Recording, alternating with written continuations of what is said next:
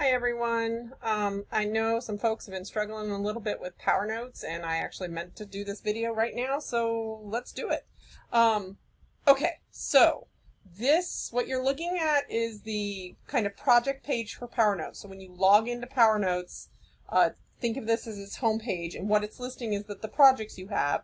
And so you'll notice here at the top I have projects, but if I scroll down, a project shared with me. So like all the projects you all have been sharing with me, my shared with me section is really big now.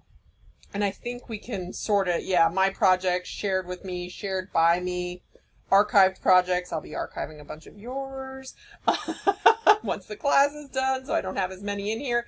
But so you can filter. So for example, if you tend to have a group mate who sets them up and you're usually not, you click to shared with me and you should find it there. Your projects are the ones that you have started.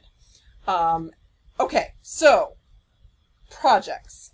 Now, I want to show you this one over here that says TC is ID notes. I'm doing this one because my colleague who I'm collaborating with won't mind. Notice I have I always call it a code, but it's called a topic in PowerNotes. I have a topic called testing here. So keep that in mind. So there's two predominant texts that you're going to be using PowerNotes on. First is the Project Gutenberg version of Jekyll and Hyde. So you all have a free version of Jekyll and Hyde to read. Now, I came out to the Jekyll and Hyde page to use PowerNotes. PowerNotes kind of has two interfaces. It has the interface we just did, that's the home interface, but then they have I suggest you use the Chrome browser. They have the Chrome browser extension, and so I'm turning on the extension now in the upper right hand corner. And what it's going to do is it's going to pop stuff up here to the right, and I'm now realizing that the recording in the way. Can I move that? I can move it. Yeah, move that over that way. Okay, so it pops up this little button. That's the kind of closed button, so it doesn't. But here's the interface, it kind of open. Now, one thing to keep in mind is when you have multiple projects like I do, you don't know exactly which project you're taking notes with. So make sure you're in the correct one. So here I have a generic ENGL300 Jekyll and Hyde, but I told you the one I wanted to work in was this TC is ID. Okay, so I'm in the project that I want to take notes on.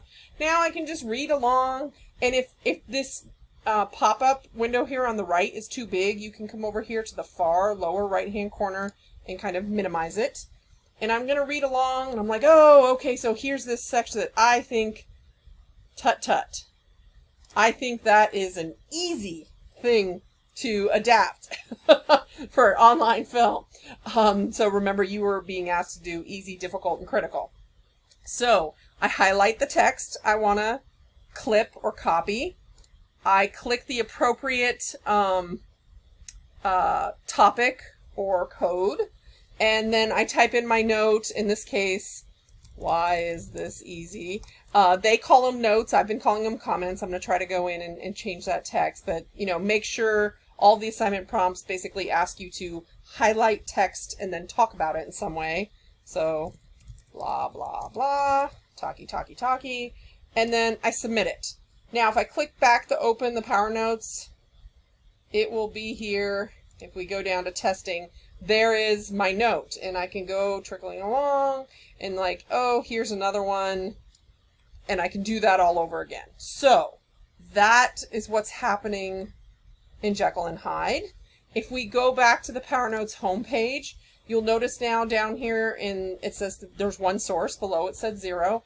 If we click out on the project, the actual project page, I'm going to sort over here on the right just to see the testing, and there's the note I took. Okay, now the other place that you're going to take notes, and you have to be a little bit more patient as you get set up into it, is the theory of adaptation. So usually we link you out to here, and the reason is to make sure you log in. If we tried to deep link you into the book and you weren't logged in, the links could cause glitches. I've done this enough that it's easier to take you here. So sometimes for me, it takes a couple sometimes it forces me to link out 2 or 3 times to make sure I'm logged in. So here, this is Hutchian. The first chapter you're reading for Hutchian is chapter 1. There we go. Now you'll notice it's really difficult to read with this widget over here on the right. So to do the actual reading, I'm minimizing it. And again, I'm going down and then la la la, read, and then, oh, I want to talk about this. So again, it's as simple as highlight, give the correct, pick the correct topic or code, notes, whatever it is I asked you to take notes on, and ta-da, it's in there. And again, if we come back to PowerNotes, there's that second one that we did, notes. So, a couple other things. So when I ask you to submit your PowerNotes for a project, make sure you're on this page for the project. So for you, it's usually group name and then assignment name. So the ones you've been working on are group name and Jekyll and Hyde, or group name and Hutchian Chapter 1. Make sure it says that. And then up here, grab the URL and copy and paste and drop that into D2L. And the reason you're doing that is it's just kind of your trigger of, hey, I've finished this work, and then it gives us a link to quickly come out and see your work.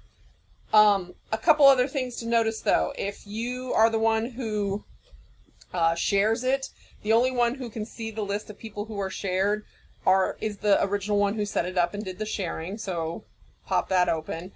So what we're realizing is we can't see it because you're starting it, and that's fine. But the main thing is if for some reason we can't see it, or one of your colleagues, your group members can't see it, whoever started it is going to have to come in and reshare. It's probably a typo or something like that. Over here, the little clock is the enable the time management, and we are asking that you turn that on. Whoever starts it turns that on as well. Everyone will know that's turned on because it will be green in their projects, and so everyone will know it's turned on because they'll see the little green times filter.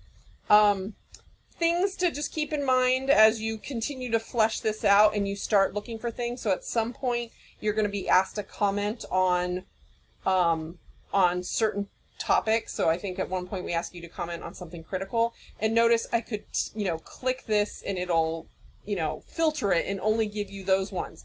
Up here on the right, you can also filter by editor. That's how we're tending to grade it. It makes it really easy to grade. But you can also filter by source. You all won't need to filter by source as much because we're having you do all the same source. Yeah. Anyways, I'm just going to leave it at that for now. But I'm hoping this gives you some tips and tricks to get you started. Please feel free to reach out if you're still struggling. And also remember that we provide links to videos and PowerNotes themselves. If we go in here, I think it's in the question mark. Yeah, they also provide help as well.